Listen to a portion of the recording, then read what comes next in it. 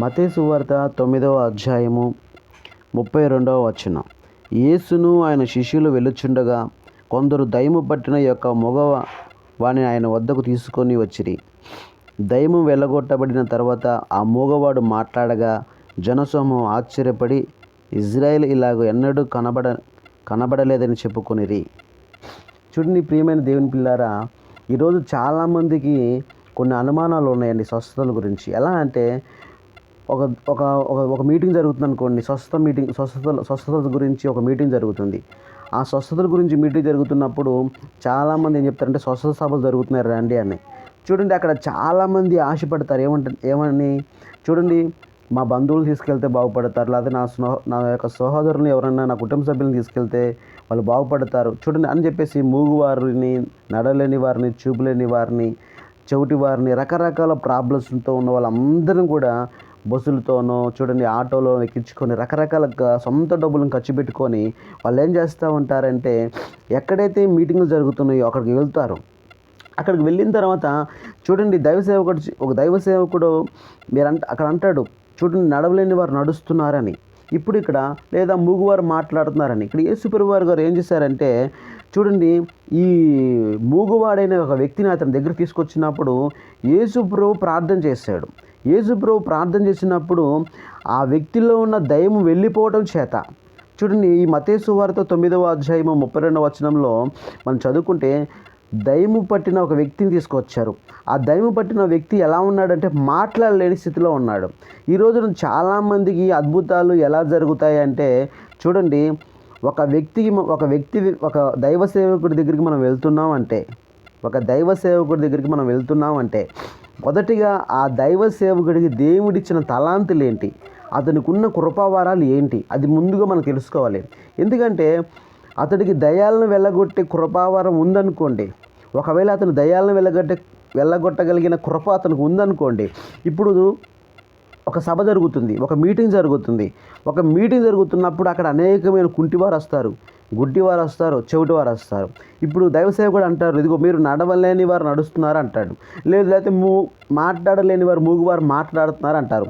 ఇప్పుడు ఎగ్జాంపుల్గా అక్కడ ఒక 5 మూగువారు ఉన్నారనుకోండి, ఒక ఇద్దరు మాత్రం మూగువారు మీద చేతుల నుంచి ప్రార్థన చేస్తాడు, ఐదుగురి మీద చేతుల నుంచి ప్రార్థన చేస్తాడు. ఒక ఇద్దరు వ్యక్తులు అక్కడ స్వస్థత పొందుకోవడం జరుగుతుంది. ఎందుకు స్వస్థత పొందుకుంటారంటే ముగ్గురికి స్వస్థత రాదు, ఇద్దరికి స్వస్థత వస్తుంది. ఎందుకు? ఆ ముగ్గురు అప్సెట్ అవుతారు, అయ్యో ఏంటి మాకు జరగలేదు, దేవుడు మా ప్రార్థన వినట్లేదా, అయ్యో దేవుడు మమ్మల్ని చూడలేదా అని రకరకాల మనసుల్లో వాళ్ళు ఏం చేస్తారంటే దుఃఖపడుతూ ఉంటారు. చూడండి, ఈ ఇద్దరు వ్యక్తులకి ఎందుకు స్వస్థత వచ్చిందంటే చూడండి, ఆ ఇద్దరు వ్యక్తులు మాట్లాడారు అంటే ఒకటి వాళ్ళకి దైవం పట్టి ఉండాలి. వాళ్ళకి దైవం పట్టి ఉంటే చూడండి, ఆ దైవం పట్టడం చేత ఏమవుతుందంటే దయ్యం పట్టిందనుకోండి, చూడండి దయ్యం పట్టినప్పుడు డాక్టర్ దగ్గరికి తీసుకెళ్ళిన తర్వాత డాక్టర్ గారు అన్ని చెక్ చేసిన తర్వాత అంతా బాగానే ఉందండి అంటారు, తర్వాత చిన్న ఆపరేషన్ అంటారు, తర్వాత రకరకాల మందులు అంటారు, అన్నీ ఇస్తారు, కానీ ఎటువంటి ప్రయోజనం ఉండదు. ఎప్పుడైతే ఈ దైవ సేవకుడి దగ్గరికి వెళ్ళినప్పుడు ఆ దైవ సేవకుడు ప్రార్థన చేసినప్పుడు తల మీద చేతులు పెట్టినప్పుడు ప్రార్థన చేసినప్పుడు వెంటనే చూడండి వాళ్ళు మాట్లాడతారు. ఎందుకంటే అతనిలో ఉన్న దయ్యము ఎప్పుడైతే వెళ్ళిపోయిందో ఆ వ్యక్తులు చూడండి మాట్లాడతారు. మరి మిగతా ముగ్గురు ఎందుకు మాట్లాడలేకపోయారండి అంటే ఒక విషయం చెప్తాను చూడండి, వీళ్ళకి దైవం పట్టడం చేత వీళ్ళు మాట్లాడలేకపోయారు. అందుకనే ఈ దైవ సేవకుడికి ఇటువంటి కృపావరం ఉంది కనుక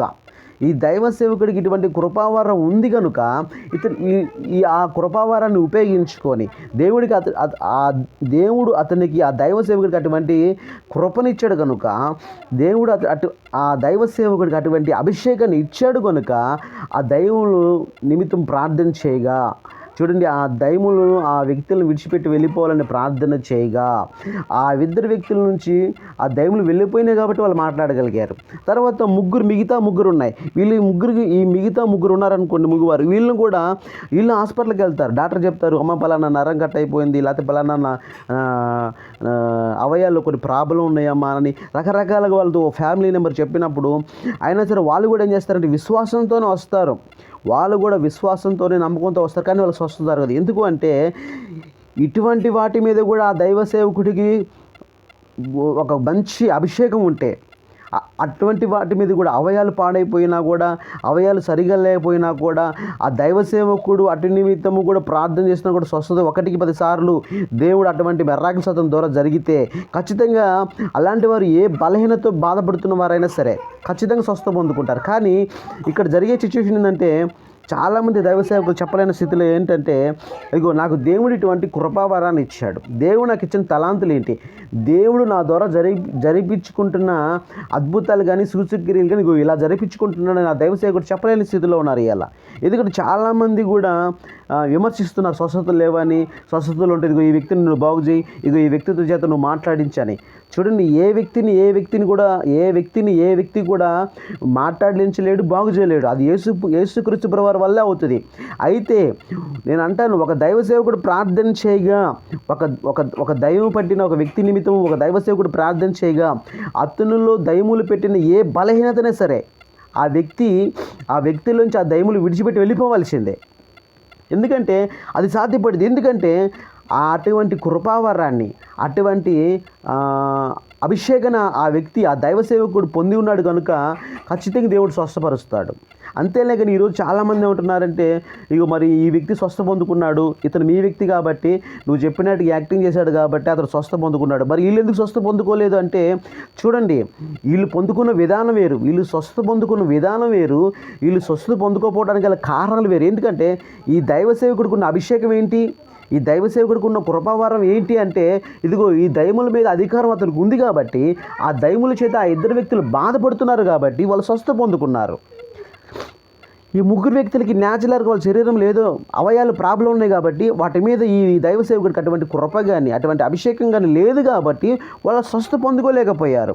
ఈరోజు నా దైవ సేవకులు ఇదిగో మాకు దేవుడు ఇచ్చిన తలాంతులు ఇలాంటి, దేవుడు మాకు ఇచ్చిన అభిషేకం ఇలాంటిదని చెప్పుకోలేని స్థితిలో దైవ సేవకులు ఉన్నారు. అందుకనే ఈరోజు పెద్ద వివాదాలు అయిపోతున్నాయండి, పెద్ద వివాదం అయిపోతుంది. చాలామంది మరి ఈ వ్యక్తులు మీ వాళ్ళు కాబట్టే కదా, మరి వీళ్ళు ఎందుకు పొందుకోలేదంటే రకరకాల గొడవలు, అవమానాలు, చూడండి గోస అన్నీ జరుగుతున్నాయండి ఈ రోజున. హల్లెలూయా. ఇలాంటి వీడియోలు కొన్ని చేయాలనుకుంటున్నానండి. దేవుడు నాకు ఇచ్చిన కృపను బట్టి చిన్న వీడియోని మీ అందరూ కూడా లైక్ చేయాలని ప్రభు పేరిట మనవి చేస్తూ ఉన్నాను.